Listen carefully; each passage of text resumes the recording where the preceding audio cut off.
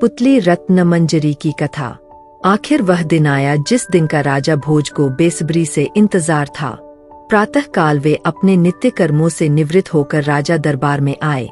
ब्राह्मणों ने स्वास्ति वाचन शुरू कर दिया। राजा भोज ने जैसे ही सिंहासन की पहली सीढ़ी पर कदम रखा, सिंहासन में जड़ी सभी पुतलियां खिलखिलाकर हंस पड़ी। इस चमत्कार को देखकर सारे राजदरबारी आश्चर्यचकित रह गए। राजा भोज भी सहम गए। एकाएक उन्होंने अपने कदम पीछे खींच लिए और पूछा, पुतलियों तुम हंसी क्यों? मुझ में ऐसी क्या कमी है? तभी सिंहासन से रत्नमंजरी नाम की पहली पुतली राजा भोज के सामने प्रकट होकर बोली, राजा भोज, जिस सिंहासन पर बैठने के लिए तुम इतने लालायित हो वह किस महापुरुष का है? शायद तुम नहीं जानते, इसलिए हम हंसी थी कि तुम अभी इस सिंहासन पर बैठने के योग्य नहीं हो। यह बात सच है कि तुम तेजस्वी, बुद्धिमान, शक्तिशाली और धनवान हो, लेकिन यह सिंहासन जिसका है वह तुमसे कहीं ज्यादा तेजस्वी, बुद्धिमान और ऐश्वर्यशाली था। उनका नाम था राजा विक्रमादित्य। मैं तुमको उनके बारे में एक कथा सुनाती हूँ। उसे सुनने के बाद ही तुम्हें पता चलेगा कि वे कैसे राजा थे। यह कहकर पुतली ने कथा सुनानी आरंभ कर दी। प्राचीन काल में अम्बावती नामक राज्य में गंधर्वसेन नाम का एक धर्मात्मा एवं प्रतापी राजा राज्य करता था। राजा गंधर्वसेन की 4 वर्णों की रानियां थीं। एक ब्राह्मणी, दूसरी क्षत्रिय, तीसरी वैश्यानी और चौथी शूद्रानी। चारों रानियों से 6 पुत्रों ने जन्म लिया। ब्राह्मणी से उत्पन्न पुत्र का नाम ब्रह्मनीत था। क्षत्रिय की कोख से 3 संतानें उत्पन्न हुई, जिनमें से एक का नाम शंख, दूसरे का विक्रम और तीसरे का भर्तृहरि था। तीसरी रानी वैश्यानी से चंद्र नामक पुत्र उत्पन्न हुआ और चौथी रानी शूद्रानी से धन्वंतरी नामक पुत्र जन्मा। ब्राह्मणी से उत्पन्न पुत्र ब्रह्मनीत सबसे बड़ा था, इसलिए राजा गंधर्वसेन ने उसे अपना दीवान बना दिया, लेकिन विधाता ने उसके भाग्य में कुछ और ही लिखा था। वह अपनी जिम्मेदारी अच्छी तरह नहीं निभा सका और एक दिन चुपचाप राज्य छोड़कर कहीं चला गया। कुछ समय भटकने के बाद वह धारा नगरी पहुंचा जहां उसके पूर्वज रहते थे। वहां उसने ऊंचा ओहदा प्राप्त किया और एक दिन वहां के राजा का वध करके खुद राजा बन गया। कुछ वर्षों बाद ब्रह्मनीत ने उज्जैन लौटने का विचार किया, लेकिन उज्जैन आते ही अचानक एक दिन उसकी मृत्यु हो गई। अब क्षत्रिय के बड़े पुत्र शंख को शंका हुई कि उसके पिता विक्रम को योग्य समझकर उसे अपना उत्तराधिकारी घोषित कर सकते हैं। इसलिए एक दिन उसने अपने सोते पिता पर हमला करके उनकी हत्या कर दी और स्वयं को राजा घोषित कर दिया। राजा बनने के बाद उसके मन में यही शंका रहती थी कि उसके बाकी चारों भाई उससे राज्य न हथिया ले, इसलिए वह उनकी हत्या का षड्यंत्र रचने लगा, लेकिन उसकी यह साजिश सफल हो पाती इससे पहले ही उसके चारों भाइयों को उसके षड्यंत्र का पता चल गया और एक दिन मौका पाकर चारों भाई चुपचाप महल से निकलकर किसी अज्ञात जगह पहुंच गए। कौन कहाँ चला गया इसकी किसी को भी खबर नहीं थी। इससे शंख की चिंता और बढ़ गई। उसने अपने भाइयों की खोज करने के लिए अपने गुप्तचर सैनिकों को चारों दिशाओं में भेज दिया। गुप्तचरों की काफी खोजबीन के बाद भी उनका पता नहीं चला। तब शंख ने ज्योतिषियों को सहारा लिया। उसने ज्योतिषियों को बुलवाया। ज्योतिषियों ने ग्रहों और नक्षत्रों की विद्या से अपने ज्ञान के अनुसार यह भविष्यवाणी की कि 3 राजकुमार तो जंगली जानवरों के शिकार हो गए तथा चौथा राजकुमार विक्रम घने जंगल में एक सरोवर के किनारे एक कुटिया में रह रहा है और कंदमूल फल खाकर घोर तपस्या में लीन है। ज्योतिषियों की भविष्यवाणी सुनकर शंख की परेशानी और बढ़ गई, क्योंकि अन्य तीनों भाइयों की अपेक्षा उसे विक्रम से ज्यादा खतरा था। तब उसने ज्योतिषियों से पूछा, विक्रम से मुझे और मेरे राज्य को कोई खतरा तो नहीं है न? ज्योतिषियों ने कहा, राजन ने अपनी तपस्या से काफी कुछ हासिल कर लिया है। अब वह पहले जैसा नहीं रहा। अब वह काफी ज्ञान और विवेक का मालिक बन गया है। उससे आपको बहुत खतरा है। वह आपसे आपका राज्य छीनकर यशस्वी सम्राट बनेगा। उसका यश दूर दूर तक फैलेगा और इतिहास में उसका नाम होगा। यह सुनकर शंख ज्योतिषियों पर बहुत नाराज हुआ, लेकिन अब वह कर भी क्या सकता था।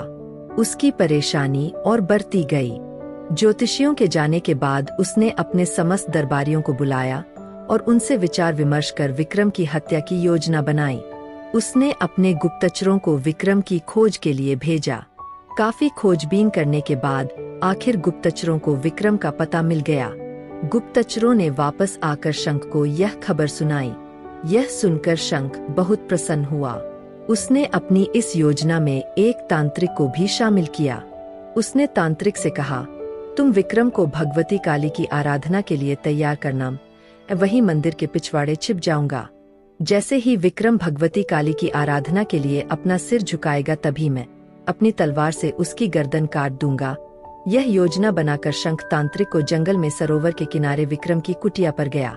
तांत्रिक ने विक्रम को भगवती काली की आराधना के लिए राजी कर लिया और उसे लेकर मंदिर में आ गया जहां शंख पहले से ही छुपा बैठा था।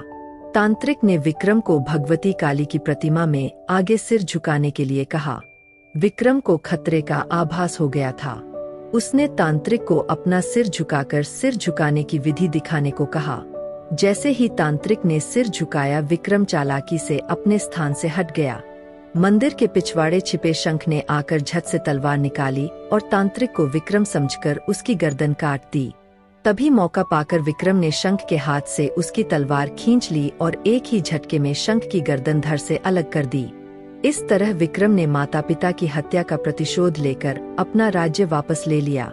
राज्य पाने के बाद विक्रम ने ऐसा न्याय किया कि प्रजा में उनकी जय जयकार होने लगी। उन्होंने अपनी प्रजा को सुखी और संपन्न बनाने में कोई कसर नहीं छोड़ी। इतनी कहानी सुनाने के बाद रत्नमंजरी नाम की वह पुतली बोली, राजा भोज, इस तरह विक्रम ने अपना खोया हुआ राज्य प्राप्त किया और पिता की हत्या का भी प्रतिशोध ले लिया। अगर तुमने भी कोई ऐसा ही कार्य किया हो तो इस सिंहासन पर बैठ सकते हो। यह सुनकर राजा भोज चुपचाप खड़े रहे। उनके पास इस प्रश्न का कोई जवाब नहीं था।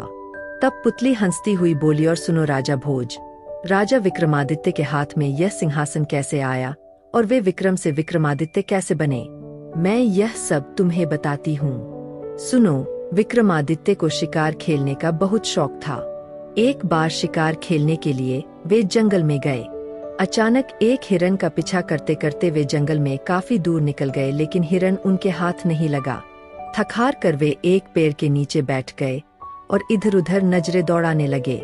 उन्होंने देखा वे एक ऐसे वीरान जंगल में है जिससे बाहर निकलने का भी रास्ता नजर नहीं आ रहा था। तभी उनकी नजर दूर एक चमकदार महल पर पड़ी। वे अपने घोड़े पर बैठे और धीरे धीरे चलते हुए उस महल तक पहुंच गए। वह महल लूतवरन का था, जो कि राजा बाहुबल का दीवाना था। उसने विक्रमादित्य का स्वागत सत्कार किया। उसने विक्रमादित्य को बताया कि आप यशस्वी राजा बनेंगे, लेकिन उसके लिए आवश्यकता है कि राजा बाहुबल आपका राज तिलक करें। उसने यह भी बताया कि हमारे राजा महादानी है। आप अवसर पाकर उनसे अद्भुत स्वर्ण जड़ित सिंहासन मांग लीजिए, जिसे भगवान शंकर ने प्रसन्न होकर उन्हें भेंट स्वरूप प्रदान किया था। वह सिंहासन आपको चक्रवर्ती सम्राट बना देगा। यह सुनकर विक्रमादित्य राजा बाहुबल के महल में गए। राजा बाहुबल ने उनका उचित स्वागत सत्कार किया और उनका तिलक करके उन्हें चक्रवर्ती सम्राट घोषित कर दिया। जब विक्रमादित्य ने उनसे रत्नजलित सिंहासन की मांग की तो राजा बाहुबल ने उन्हें सिंहासन का सच्चा अधिकारी समझकर उसे देने में कोई संकोच नहीं किया। कुछ दिन तक राजा बाहुबल का आतिथ्य ग्रहण करने के बाद राजा विक्रमादित्य सिंहासन लेकर अपने नगर लौट आए। सिंहासन को प्राप्त करते ही उनका नाम चारों ओर फैलने लगा। दूर दूर से राजा महाराजा राजा विक्रमादित्य को बधाई देने वहां पहुंचने लगे। उस सिंहासन की वजह से सभी राजाओं ने इस बात को मान लिया कि विक्रमादित्य पर देवताओं की असीम कृपा है। सभी ने उन्हें चक्रवर्ती सम्राट मान लिया। इतना कहकर वह पुतली अदृश्य होकर सिंहासन पर अपने स्थान पर समा गई। कथा सुनकर राजा भोज ने उस दिन सिंहासन पर बैठने का विचार छोड़ दिया और यह सोचकर वापस अपने महल में लौट आए कि अगले दिन अवश्य सिंहासन पर बैठूंगा। मित्रों, अगर आपको कहानी अच्छी लगी हो तो चैनल को लाइक, शेयर, सब्सक्राइब अवश्य करें।